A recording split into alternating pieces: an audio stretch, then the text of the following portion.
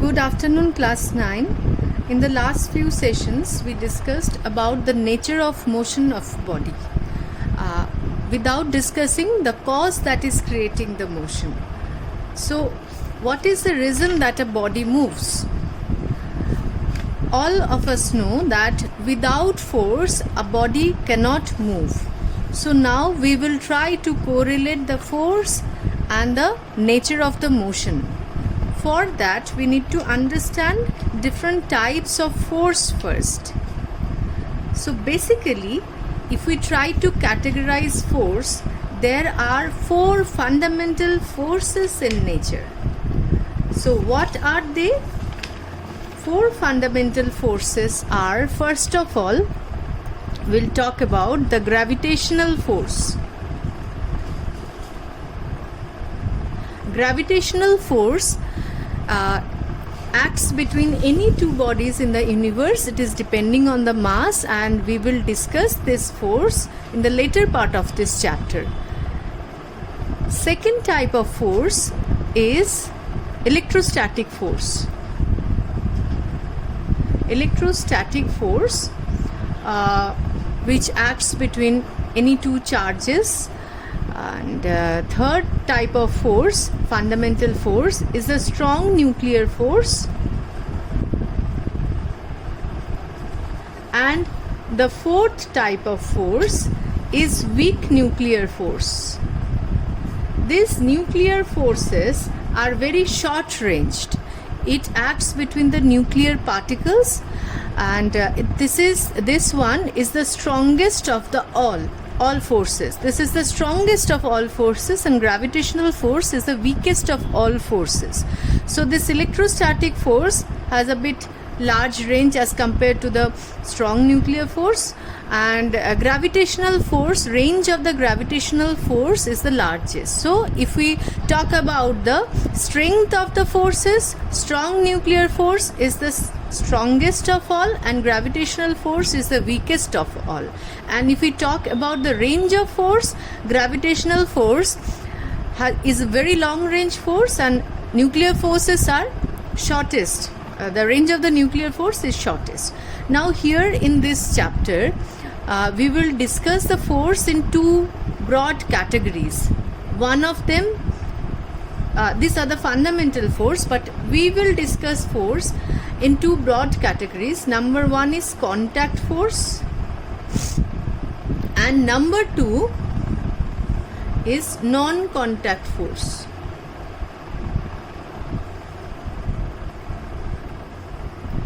So about these fundamental forces we will discuss in the higher classes, and now in class 9 we'll categorize the force into contact and non-contact force. Now, contact force, what do you mean by contact forces? What are the examples of contact forces? Contact force, example of contact force is frictional force. Frictional force, when a body slides or rolls over a rough surface, this frictional force acts on the opposite to the direction of motion. This is one type of contact force. Second contact force is the normal reaction force. Suppose you are standing on the floor, your weight is acting downward, and one reaction force acts upward, which is given by the floor. This is called normal reaction force, which acts perpendicular to the surface of contact. And a third type of force, non-contact force, is the tensional force. When you hang something using a rope, something is hanging, the force that is acting between the rope, in between the rope, is called the tensional force. Okay, so these are the examples of contact forces, and there are other examples also, like the force that is that plays inside a spring, force exerted by a spring, that is the restoring force of a spring. Restoring force of a spring, that is also another example of contact force. Now we will try to understand the non-contact force with some example. What do you mean by non-contact force? Non-contact force examples are gravitational force. Even if the masses are at a distance apart, separated by a distance r, then also this force is acting. This gravitational force is actually an action at a distance force. Second example is the electrostatic force or the Coulomb force. Like these two forces, the forces acting between two charges, 2 point charges. This is also an example of non-contact force. It acts even if the charges are far away from each other. And one more example of non-contact force is magnetic force. We'll learn about this gravitational force in the later part of the chapter. Now,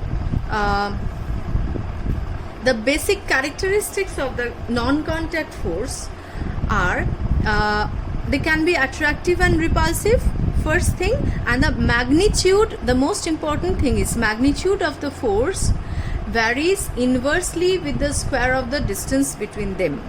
This is called inverse square law force, and these are also known as central forces. Okay.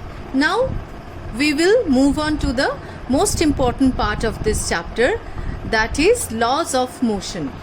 We will discuss the reason of the motion now. Now if you think about a body which is at rest, suppose a body with mass m, it's at rest, it will stay in the state of rest until and unless you apply some force on it. Okay, so we need force to move the body from one place to another. So force is the most important thing to create motion in a body. Now if you apply F force from this side and F force from this side, what will be the net force on the body? Net force on the body will be, here this one is, if you take this direction force being a vector quantity, if you take this as plus F, this will be minus F, F minus F will be 0. In that case, will the body move? No, the body will not move because the net force acting on the body is 0. So for the body to be in motion, if we want to make the body move, then we need an unbalanced force. That means if several forces are acting on the body, F1, F2, F3, F4, like that, lots of forces are acting on the body, resultant of the net resultant of these forces must not be 0. There must be a resultant force in a particular direction. Suppose this is the resultant of all the forces acting on the body, Fr, then what will we see? The body will move along the resultant of this unbalanced force. So first of all, what do we need for a body to move? We need force. What kind of force? Even if 2, 3, 4 forces are acting, we need unbalanced force. Unbalanced force. And in which direction the body will move? The body will move along the direction of the unbalanced force. Now we will sum up this, and not us, Newton has already summed up this, and he gave us the first law of motion. The first law of motion says that if a body will remain in the state of rest or of uniform motion until and unless an external unbalanced force acts on it. Okay? Now the most important words here in this first law of motion is a body will continue to be in the state of rest or of uniform motion. Why do we emphasize on the word uniform motion?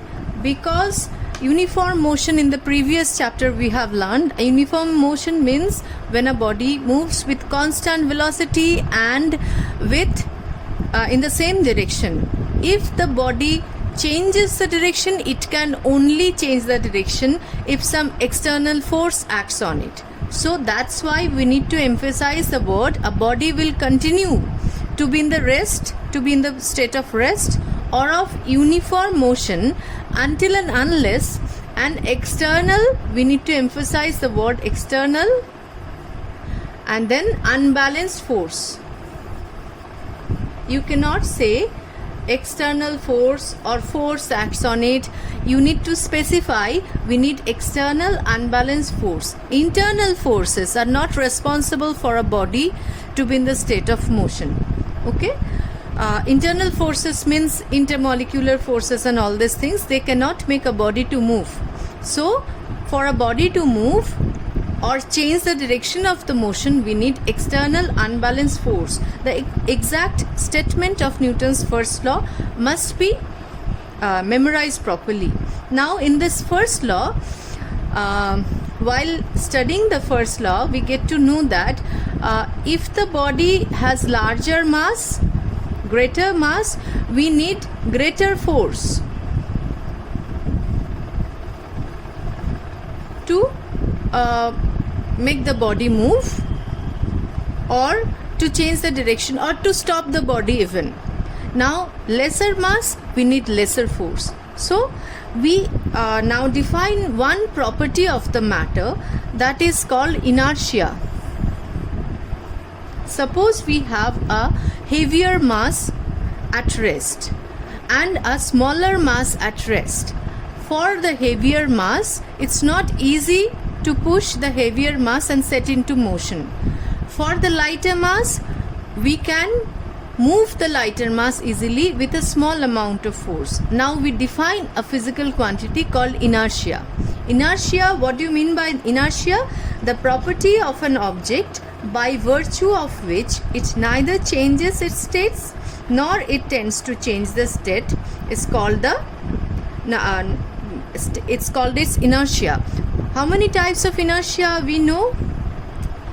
First of all, we'll talk about the inertia of rest.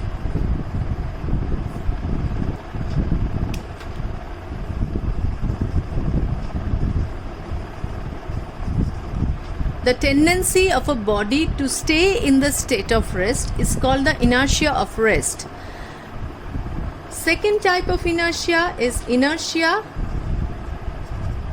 of motion. If a body is moving, it tends to be in the state of motion.